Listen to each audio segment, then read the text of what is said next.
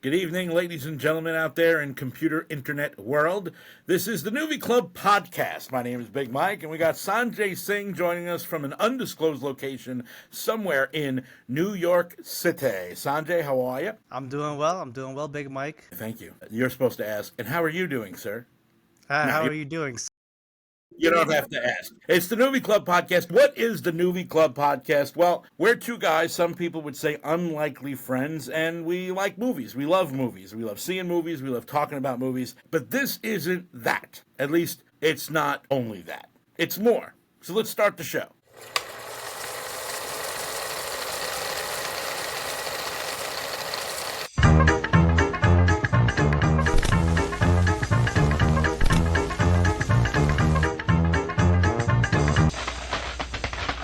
We figured it out.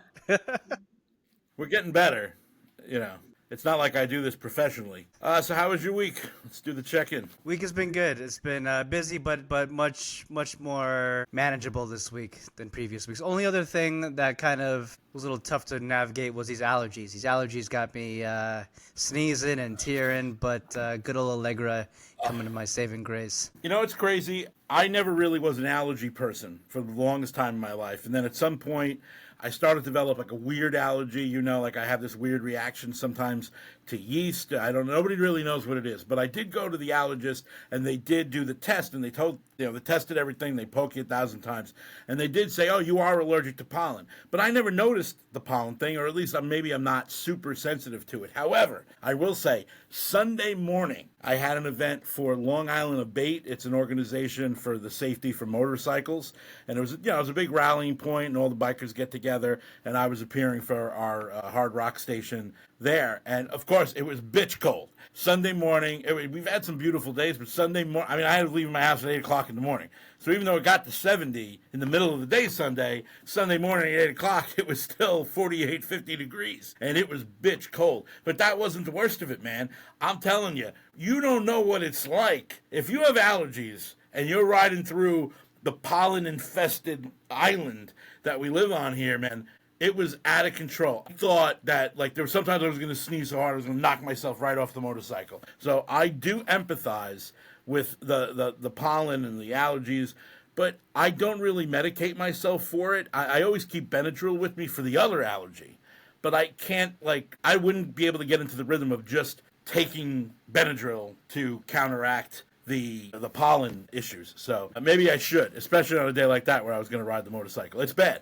It was real bad. Oh, it was. And I'm someone that doesn't normally like to take medication for anything. It's just a means of trying to deal with things naturally. When it's preventing you from thinking, when it's kind of clouding your ability to think, and you're sneezing every other second, you're blowing your nose every other minute, it's like you gotta do something to manage the symptoms. Allegra, you gotta be careful which one you take, because sometimes you take the other thing, Claritin, and apparently that makes you a little more drowsy. And then really? You're out for the whole day. It's weird because today was the day. It was really bad out there. So I did, about 2 hours ago, I did take some Claritin. Big Mike, No, are you there? No, I have not taken Claritin. Usually I'm a Benadryl guy. I'm a fan of Benadryl. Benadryl always works. Just give it time. It's like Novocaine. It always works. But you said treating your allergies with some natural ways instead of medication. What kind of potions and tinctures are you into that address your allergies? Or none of it does actually address your allergies? Yeah, I was more of just like let your body kind of naturally build up an immunity to it, and then hopefully you can manage it better. Apparently there are teas out there and things you can drink. I'm not really sure how all that works. I haven't tried it myself, but pop that pill. And that kicks right in. I like the sound of that, yes. Well, I don't really like the sound of that. I just like the way of saying I like the sound of that. So what are you working on these days? What are you creating? We're creative people. We're a creative duo. We've created many things. What are you working on? So I spent the last 2.5 weeks really diving deep into ad campaigns, into learning about A/B testing and data analytics and conversions and retargeting. And so just wrapping up last night, the final publishing of one of our campaigns. We got a 30-day ad campaign going out now, and over the next several weeks, every couple of days, we'll see reports and how those ads are serving and how they're working, and be able to kind of retarget and and modify them over the next 30 days to basically make them more efficient and make them more effective. Now, obviously, being in a professional space, I certainly know everything there is to know about A/B testing. But for the listeners out there that don't know anything about A/B testing and possibly might never heard of exactly what it is, what is A/B testing? So A/B testing is essentially an environment where you are able to keep all of your variables the same. You're able to, or most of your variables the same except one. And essentially that could be copy, that could be asset, that could be something as simple as a headline, or even the audience you're targeting. And it allows you to run two campaigns side by side with most of the variables the same except for that one particular variable, and to see if that switch in variable changes the efficacy of the campaign. If that switch in the ad asset or that switch in the copy all of a sudden makes the campaign more effective and reach more people. That seems like an interesting thing to learn the ins and outs of, especially with so many people out there trying to put content in there, trying to get their content in front of people's eyeballs. It sounds like if you don't know much about A/B testing, which I, of course, do, it is certainly something worth spending the time to research and learn about. It's I feel like I learned a whole new job skill in the last 2.5 weeks. And I know there are teams of people at organizations, at companies that are dedicated to creating these kinds of campaigns and to creating the assets and creating the copy that go along as part of all this, and have a lot of a great appreciation for the work that goes into this, for sure. Yeah, there's a lot of back-end work that a lot of people that just consume it probably don't really understand how it all pulls together. I had to go film, speaking about an A/B test type thing, I filmed a couple of scenes to create another version of the video I produced a week and a half ago. So PC Richard & Son is the client. They're the ones that are working with us doing these grill videos. So we filmed the grill delivery video, and there was a shtick involved, and it was pretty good. But you know what it's like to be on set, quote-unquote set, doing something. A lot of times you're going to have to do multiple takes to get what you want, and especially being the director, you're going to have to film something, go back and watch it so you can see if you got what you want. And it's very hard if you have people standing over you that don't really understand what goes into it, because if you're standing in the corner and you see that I said my lines right, everybody hit their marks on the right time, and it sounded exactly the way you visioned it, but just because you saw it go right in the corner doesn't mean that the camera captured what it is. And it could be something as simple as a tilt of the camera that makes the difference. So that makes it pretty difficult. So the client had some other ideas of another approach, which involved me going back to the set where we have the grill that was delivered. And this one I filmed, I had a big raw steak, and I'm sure Sanjay has seen it, everybody else will see it eventually. But essentially I'm standing there with my steak and I don't have a grill yet. So I got my steak, I just have nothing to grill it on. And that was, it was quick. I was done in a half hour of filming 2 scenes. And hopefully, so far, the client likes the direction and looks like they're going to end up posting it, but they post it. I don't post it. Whenever it gets posted, they collab with me. So I have no idea if it's going to be posted tomorrow or next week or maybe never. But I'm like Evel Knievel. I still get paid for the attempt. Now, that's great. It seems like you're doing your own A/B testing over there, and it sounds like the client's happy. When the client's happy, everybody's happy. So, Yeah, so far, so good. They have requested a couple other ideas. We're moving into the late spring and summertime, so there's some other stuff we're working on, and that doesn't take up all my time, but it obviously takes up a lot of time. It's a big client, it's a big brand. I would love for something more to come from it. I would love somebody to see it and see the energy and enjoy it and find that it's interesting or it's watchable, and I hope there's something else comes from it. So you got to pitch him on a grill. You got to pitch him on a grill TV show. That's the next thing. So that's an interesting point. We're going to get to that. Let's go back to that, because there are many grill TV shows. There's many shows, people grilling and eating things and barbecuing, and not only shows, there's lots of content out there about people grilling and stuff like that. So I do have a specific question that I want to ask somebody of your intelligence and from your generation and your point of view from within that space. But I do want to get to the Nuvee Spotlight, which is something we do here every week on the show, where we pick Sanjay picks one of the movies that is available for viewing at nuku.com, NUKHU.com. And I did watch the trailer, and it was pretty interesting. It's called On the Roof. I saw the guy with the pigeons, which really, I learned a little bit about pigeon flying in Manhattan as a tradition. It looked pretty interesting. So why'd you pick On the Roof as this week's Nuvee Spotlight? So it's getting nicer out, the weather's changing, and I figured this would be a good time to highlight another exclusive Nuvee, one that you can only watch on Nuku.com, and that is On the Roof by Marie Dupont, 25-minute short film. It follows an old school pigeon flyer, Frank, who spends every day up on his roof in Brooklyn, where he finds company, but also faces a changing city that seems to care less and less for a long-standing tradition, pigeon flying. Pigeon flying became popular in the 1950s, and now there are only about 100 pigeon flyers left in New York. Do we know how many there were at one point? I know that it had to be popular enough where it was within the culture of the Brooklyn, New York City scene, because one of the major characters on a huge TV show that was in the 90s, NYPD Blue, one of the main characters, Detective Simone, which was played by Jimmy Smits, they wrote him as a pigeon flyer. He was a pigeon flyer. It was a big part of his character. He would routinely find himself on top of his building in Brooklyn, right there on the waterfront, flying his pigeons, and it was an interesting source where they could use it as an analogy for some of the issues that he was facing in the particular episodes. So is there any idea how big pigeon flying actually was, or is that something we get from the movie? No, actually, that's probably something you'd have to dive a little deeper onto research, maybe online. What this film does is it really focuses on the lifestyle of these pigeon flyers and, really what goes into day to day and how they live. It's crazy. You think pigeon fly, you're not really sure what that looks like, but it's really, a guy on his roof with a huge pigeon coop type of situation. Coop, yep. Mm-hmm. And there are hundreds of birds in this coop. They come and they go, and they're feeding them. And I guess at one point in the past, maybe there were thousands of them or so, and pigeon flyers would use them to send messages. Mm-hmm. From one part of the city to the next. In the show, he takes his pigeons out to the country and gives them a workout, and they fly back to the coop in Brooklyn, which I feel like if you grow up in a time where you're really not kind of like in the first 3 rows of learning about science and biology and the amazing things that some animals are capable of and can do, you almost wouldn't believe that you could train pigeons to fly hundreds and hundreds of miles, but it's a thing. And it sounds like it's a good story to check out, even if you're not interested in pigeon flying. It looks like there's going to be a pretty moving tale associated with it. So that's On the Roof. It is now available for download exclusively at nuku.com, NUKHU.com. I'm looking forward to checking it out. Nice. And you were talking about the weather getting nice.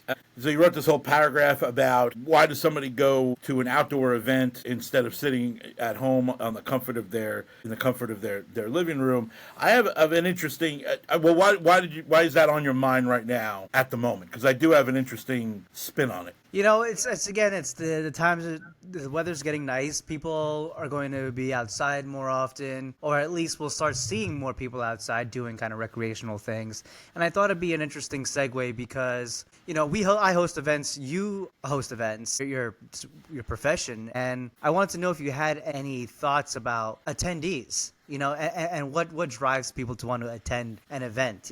Why do you register for an event? Is it the activity itself? You're just looking for time to kill? And do you have experience or thoughts on hosting events where the ticket fee was maybe free versus paid? And, are attendees more susceptible to no showing on a free event than they are to a paid event? I'm sure there's numbers that could tell you that information. From my experience, this is what I've learned. And my specific event style is, it's promotional. It's not like I'm organizing. It's not like a film festival where you're going to be there for hours and you're going to consume content that might make you think or content that might move you. We're talking about promotional stuff. So basically there's a client that has something that they want to advertise and they want to use a promotional activation, some sort of event to be noticed more. And what I found is over time, depending on how extraordinary the event is, you're going to find yourself being visited by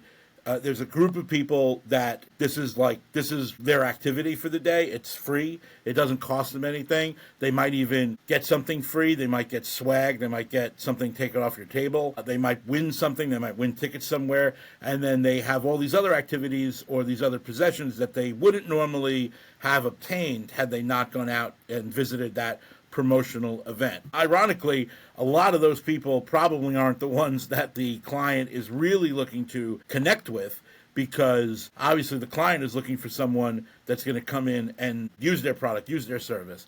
Now, I think you're going to get those people, but they're going to come along with people that aren't going to use your service. So that's why people do promotions, because you want to cast that wide net. The other group that is very prevalent are families. Parents with children of a certain age, from 4 or 5 maybe to 10, in that area where like they can't really do things on their own. They're not going to be off on their own. They might play with toys in their room, but for the most part, any parent will tell you, I'm not a parent, but everybody I know is a parent, that your job basically from 0 till maybe 12, you're entertaining them. Part of what you're doing is bringing them up, is you're thinking of stuff to do with them, and sometimes that is just as simple as showing up to some sort of promotional event where they could spin a wheel, interact, play a game, that kind of stuff. That's primarily who I see at those quote-unquote free events. We've done the events where it's free, but you have to register. Primarily, we did that during the pandemic, and I think it was unique to that time, but there were no-shows. Everybody came, and it was mostly, we instituted the free cost, but you have to register basically to manage traffic. So that was a Santa Claus visit type thing. So I don't necessarily know. Logically, you would think that if somebody registers for an event but they don't have to pay any money, if at the end of the day they can't make it, they're not going to care because they didn't pay any money. So I think there's probably people that are more plugged into that to give you better information about it than me. Interesting. No, I think that's still valuable perspective, because regardless of your role, even if it's just in a promotional capacity, you still get a chance to see who's engaging with this type of behavior with in-person events. And I agree. I think that generally the people, you also do like concerts and adult events also, where there's alcohol or maybe there's no children. And so like there's a degree of people that are looking for a good time without necessarily spending a lot of money. And, with the economy and the state it's in, I feel like that's going to be something that's going to be a very important and thematic thing this summer, is people are going to be looking for affordable things to do, to keep themselves occupied and forget all of the horrible things in their bank account. I think there's a couple of ways to couple of angles that I look at this. Yes, I agree. There are people, and I would say it's probably the majority of people, although that might just be my impression of it. But yeah, there's lots of people that thoroughly enjoy going out to concerts and enjoy that scene and having some drinks before you get in, having some drinks while you're there. I wouldn't really fit into that group. I know people, they will go to any concert. Doesn't matter if they know the songs, don't know the songs, know the artist, don't know the artist. They just want the vibe. They want that atmosphere. That's what they're looking for. I can decidedly say beyond a shadow of a doubt that I am really not that person. I will go to a concert of a band that I really like, but I'm the kind of guy, like, I like what I like and I know what I like, and that's, if I go to see it, that's what I'm there to do almost. And I'm not going to say, and I'm not going to have a drink or two, but I'm not going there for the experience of being at a concert. And the other angle that I think about this from, even though there's tons of people that do that, and it's totally fine that they do that, and obviously, I hang out with lots of fun people, and that's part of the fun. That's what they like to do. But it's just not, it's not me. It's never really been me. The other angle I look at this from is I got into this thought process of, is it at all possible? Can we allow for the possibility that some of the things, not all of the things, but just some of the things that are popularly perceived as being fun might not actually be fun? Maybe they're only fun because people in pop culture, or if you consumed it in media, you read about it in books, you saw pictures of it in magazines, you saw videos on social media, you saw it depicted in a television show, you saw it depicted in a movie where all these people are doing a thing and it's fun. Look at how much fun they're having. They're having a good old time. It's fun. This is fun. And if you want to be a fun person, you have to do this fun shit. There's definitely an argument for that. I think there's a possibility that some people go in and they do it, and they're standing around, and they got their drink in their hand,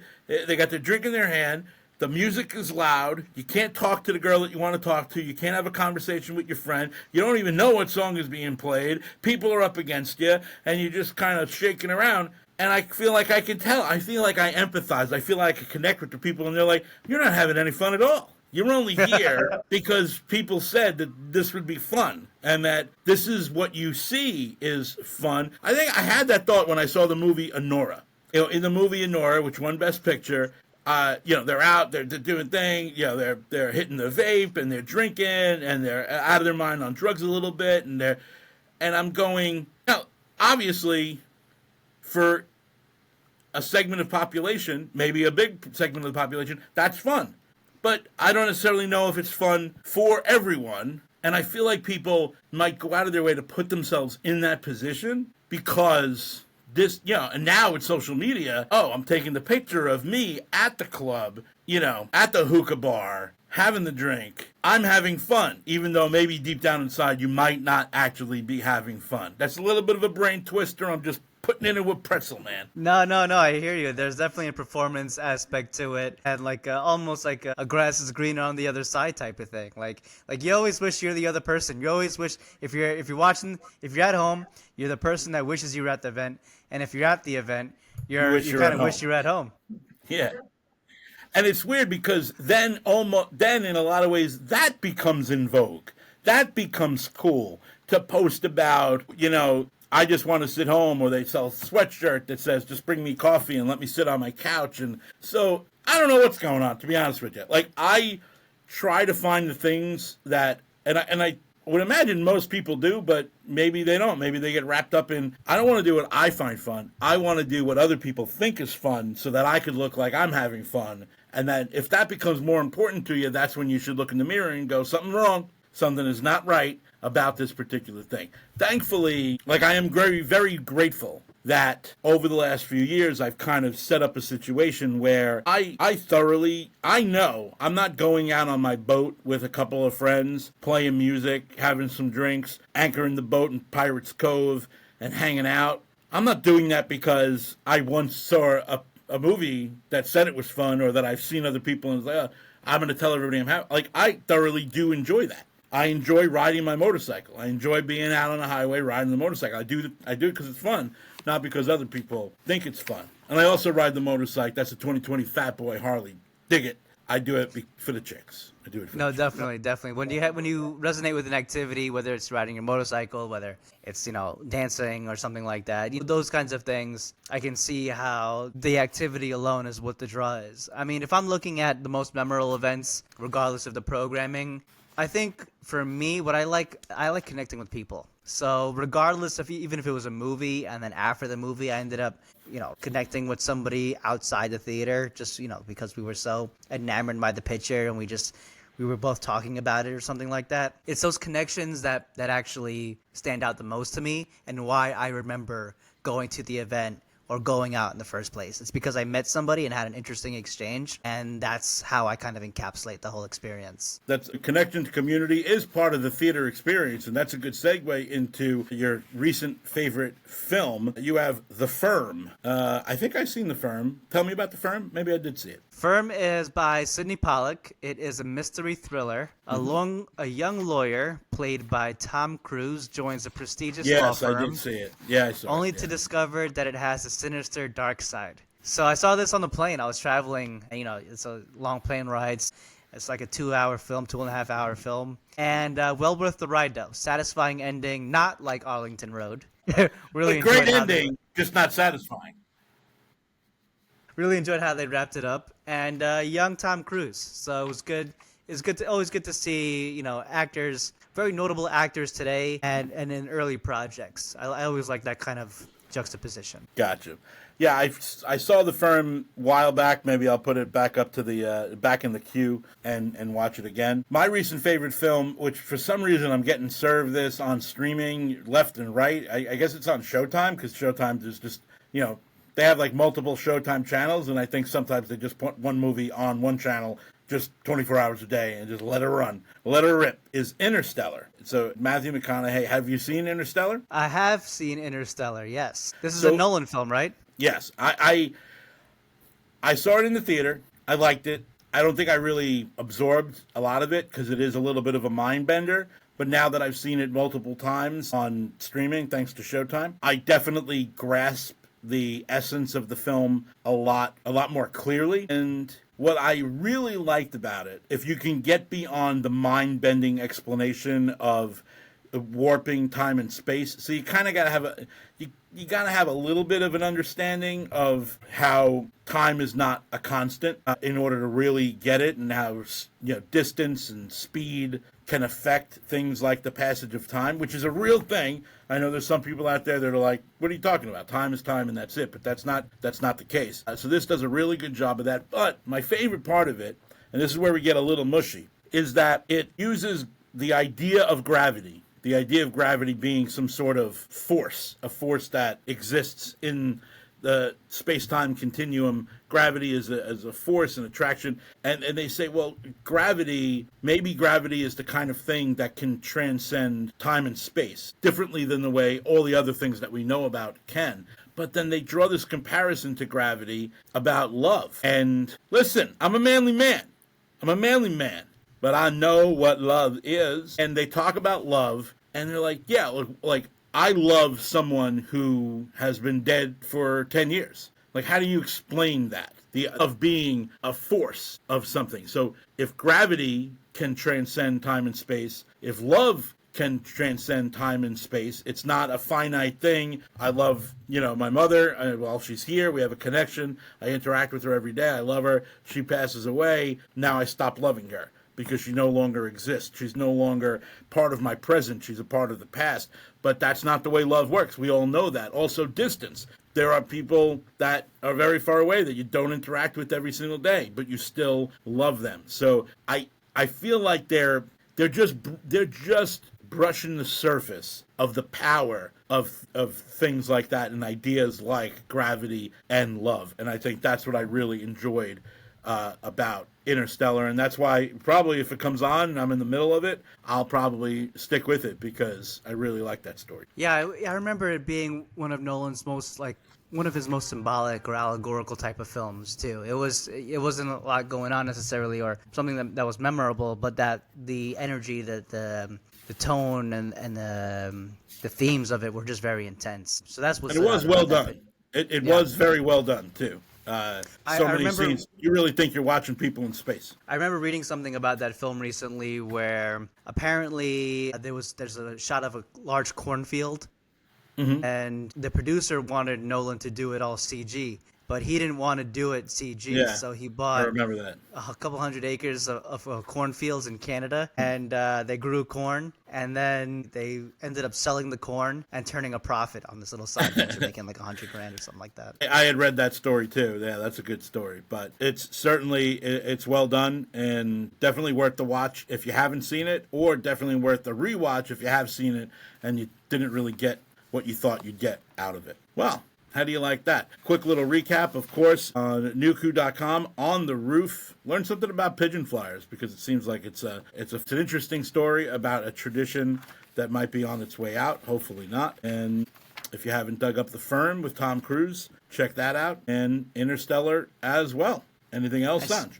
Tell us what events are going to and share what you liked about them. Yes, especially as the weather gets nicer. We just hope that this pollen goes away because both of us are absolutely feeding it.